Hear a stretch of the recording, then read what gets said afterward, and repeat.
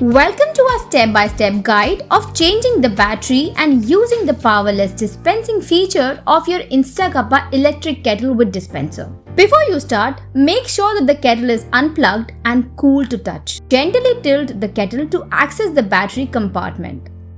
Using a screwdriver, carefully unscrew the battery compartment.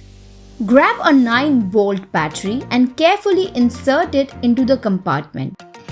Ensure the alignment of the batteries with the positive and negative signs. Once the battery is in place, securely screw the battery compartment back into position. Lift the lid of the kettle and pour water into the dispenser, ensuring not to overfill. Securely close the lid of the kettle.